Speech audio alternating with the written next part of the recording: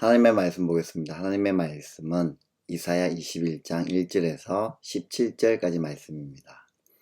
이사야 21장 1절에서 17절까지 말씀을 보겠습니다. 이것은 해변 강야를 두고 하신 엄한 경고의 말씀이다.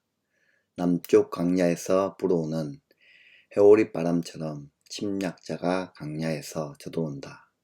저 무서운 땅에서 몰아쳐온다. 나는 끔찍한 계시를 보았다.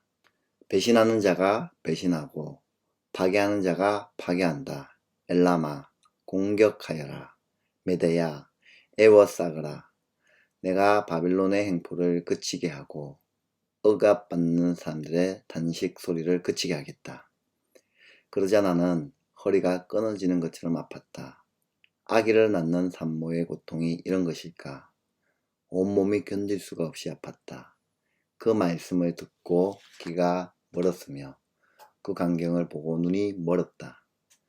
나의 마음은 갈피를 잡지 못하고 공포에 질려 떨었다. 내가 그처럼 보고 싶어한 찬란한 새벽빛은 도리어 나를 무서워 떨게 하였다. 내가 보니 사람들이 잔치상을 차려놓고 방석을 깔고 앉아서 먹고 마신다. 갑자기 누가 명령한다. 너희 지휘관들아, 일어나거라. 방패를 들어라. 주님께서 나에게 이렇게 말씀하셨다. 너는 가서 파수꾼을 세우고 그가 보는 대로 보고하라고 하여라. 기마병과 함께 오는 병거를 보거나 낙이나 낙타를 탄 사람들이 나타나면 주의하여 살펴보라고 하여라. 파수꾼이 외친다. 지휘관님, 제가 온종일 망대 위에서 있었습니다. 밤새 경계 구역을 계속 지키고 있었습니다. 그런데 갑자기 병거가 몰려오고 기마병이 무리를 지어온다. 누가 소리친다. 바빌론이 함락되었다. 바빌론이 함락되었다. 조각한 신상들이 모두 땅에 떨어져 박살났다. 아, 짓밟히던 나의 결의여. 타작마당에서 어겨지던 나의 동포여. 이스라엘의 하나님 만군의 주님께서 나에게 말씀하신 것을 이렇게 내가 그들에게 전한다. 이것은 두말을 두고 하신 엄한 경고의 말씀이다. 세일에서 누가 나를 부른다. 파수꾼아, 밤이 얼마나 지났느냐. 파수꾼아, 날이 새려면 얼마나 더 남았느냐. 파수꾼이 대답한다. 아침이 곧 온다. 그러나 또다시 밤이 온다. 묻고 싶거든 물어보아라. 다시 와서 물어보아라. 이것은 아라비아를 두고 하신 엄한 경고의 말씀이다. 더단 사람들아, 아라비아의 메마른 덤불 속에서 밤을 지새우는 더단의 행상들아, 목마른 피난민들에게 마실 물을 주어라. 데마 땅에 사는 사람들아, 아라비아의 피난민들에게 먹거리를 가져다 주어라. 그들은 칼을 피하여 도망다니는 사람들이다. 칼이 그들을 치려하고 화살이 그들을 꿰뚫으려 하고 전쟁이 그들의 목숨을 노림으로 도망다니는 신세가 되었다. 주님께서 나에게 이렇게 말씀하셨다. 1년 기한으로 머슴살이를 하게 된 머슴이 날수를 세듯이 이제 내가 1년을 센다. 1년 만에 게달의 모든 허세가 사라질 것이다.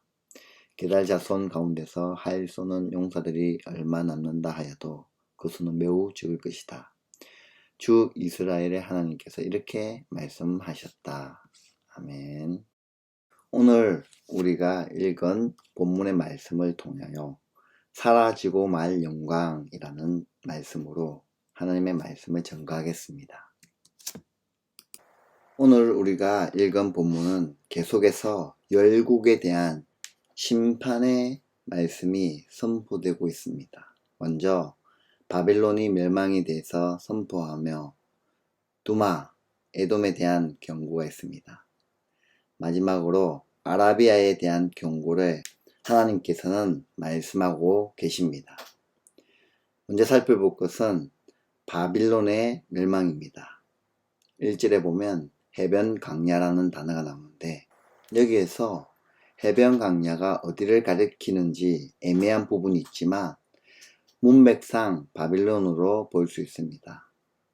이사야 선지자 당시에도 바벨론이란 나라는 존재했습니다. 다만 나중에 거대한 제국으로 성장한 바빌론이 아닌 이때 당시의 바빌론은 작은 소왕국 중의 하나였습니다.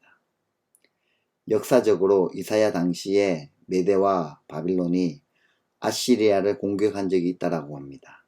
따라서 이 본문의 장면에서 메대와 엘람의 공격을 받고 있는 바빌론은 사실상 아시리아를 의미한다고 보아야 할 겁니다. 중요한 것은 역사적 정황이 아니라 하나님에 의해 심판받는 제국의 모습입니다. 그 광대한 제국이 하나님에 의하여 심판받는 모습을 잘 묘사하고 있습니다. 그런데 지금까지 이사야에서는 바빌론의 심판에 대하여 그들을 심판하고 조롱하는 태도가 많았으나 3절 4절에서는 이 심판의 예언을 하는 이사야가 심히 고통받는 장면을 보게 됩니다.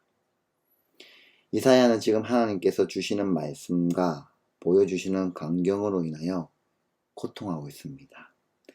허리가 끊어질 듯 아프며 온 몸이 아프며 귀와 눈이 멀었다라고 얘기할 정도입니다.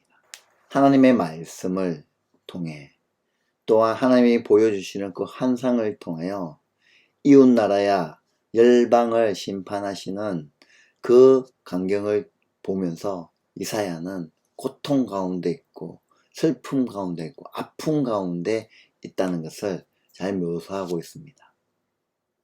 5절에서 9절 말씀은 바빌론의 군대가 어떻게 기습적으로 공격당하고 망하는가를 보여주고 있습니다. 바빌론 군인들은 전쟁을 앞두고 잔치를 벌이고 있고 동시에 지휘관들에게는 전쟁을 준비하라고 이야기합니다. 이사야는 파수꾼을 세워서 이 광경을 지켜봅니다. 결국 바빌론은 함락되고 그들이 섬겼던 신들도 박살나 버렸습니다. 이렇게 패배하고 잔혹한 대우를 받게 되었을 바빌론을 보면서 이사야는 안타까움을 느낍니다. 모압에 대한 심판을 경고하면서 느꼈던 것처럼 바벨론을 향하여 안타까움을 느끼고 있는 겁니다. 두 번째로는 11절 12절 말씀에 두마에 대한 경고를 하고 있습니다. 여기서 두마라는 곳은 에돔을 가리키는 말일 수도 있고 아라비아 사막의 오아시스에 위치한 지역을 가리키는 말일 수도 있는데 우리가 묵상하고 있는 매일 성경 순교재에 나오는 세번역 성경에서는 에돔이라고 말하고 있습니다. 어느 곳을 가리키든 상관없이 여기에서는 그들이 파수꾼들에게 이 밤이 언제 끝날지 묻습니다. 이 어둠의 시기가 언제 끝나느냐는 것이죠. 파수꾼은 아침이 곧 오지만 또다시 밤이 온다라고 말합니다. 즉 형편이 나아지는가 싶으면 또다시 고통의 때가 온다는 것을 말씀하고 있습니다. 세 번째로는 13절에서 17절 내용인데요. 아라비아에 대한 경고의 말씀입니다. 여기에서 내용은 아라비아 족속에 대한 심판의 예언입니다. 여기 나오는 더단 행상들은 사막을 횡단하면서 장사를 하는 장사꾼들입니다. 실제로는 바빌론 제국이 일으킨 전쟁의 피해자들이거나 전쟁 난민들이라고 보는 것이 좋습니다. 이사야는 데마 사람들에게 더단 행상들에게 마실 물과 먹거리를 주라라고 이야기합니다. 불쌍한 난민들에게 친절과 한대를 베풀라는 겁니다. 광야를 다니는 일은 항상 위험한 일이기에 그들에게 떡과 물을 공급해 주지 않으면 그들은 비참하게 죽어갈 수도 있게 됩니다. 그렇기 때문에 예언자 하나님은 대마 사람들에게 어렵고 불쌍한 영혼들을 친절과 한대로 베풀어 가라는 것을 말씀하고 있습니다. 마지막 16절 17절에서는 게달 자손은 심판받게 될 것을 예언합니다. 그들의 용사의 수가 매우 적어질 것이라고 말합니다. 아마도 그들은 더단의 장사꾼들을 말씀대로 친절하게 대해주지 않았던 것 같습니다. 하나님 조금 전에도 말씀했지만 친절과 한대를 베풀으라고 말씀했음에도 불구하고 그들은 그렇게 하지 않았습니다. 그것이 그들에 대한 심판의 이유가 되었던 겁니다. 오늘 우리가 보았던 이 본문을 통하여 우리가 깨달아야 하는 영원한 하나님의 진리가 무엇이겠습니까? 저는 두 가지라고 생각됩니다. 먼저 첫 번째로는 세상 제국에는 영원한 강자도 영원한 동맹도 없습니다. 오직 하나님이 열방의 흥망성쇠를 주관하시는 영원한 왕이시며 그분이 영원한 동맹이 되어주시니 헛된 도움을 구할 필요가 없다는 겁니다. 따라서 사람들 찾아다니지 마시길 바랍니다. 사람들에게 도움을 청하는 것보다 먼저 하나님 앞에 하나님을 신뢰하며 하나님 바라보며 하나님께 기도하며 하나님께 요청을 하는 길밖에는 우리에게 없다는 것이죠. 그분이 나의 왕이시며 모든 흥망성쇠를 주관하시는 영원한 왕이 되시는 신실하신 하나님만 우리가 의지하며 신뢰하며 도움을 구할 필요가 있습니다.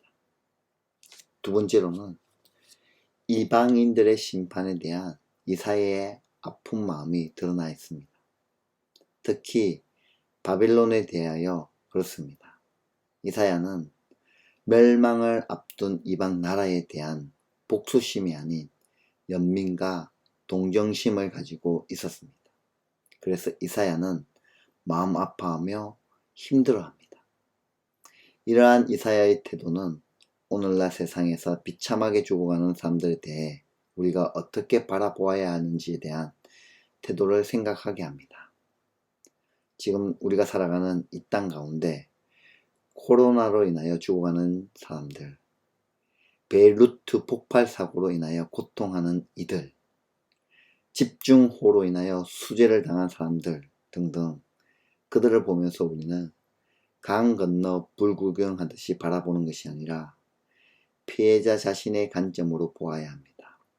허리가 끊어질 듯 아픈 마음을 부여잡았던 예언자처럼 고통당하는 다른 이들의 마음에 공감할 수 있는 그리스도인이 되어야 합니다. 이것이 하나님 아버지의 마음이기 때문입니다.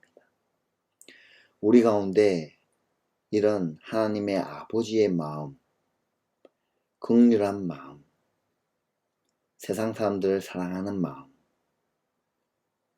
아파하는 마음을 가질 수 있으면 참 좋을 것 같습니다. 오늘 말씀을 통하여 이런 하나님 아버지의 마음을 품고 이 땅 가운데 살아가는 저와 여러분의 삶이 되시기를 주님의 이름으로 축원드립니다. 기도하겠습니다. 하나님, 오늘 우리 가운데 귀한 말씀으로 은혜 주심을 감사합니다.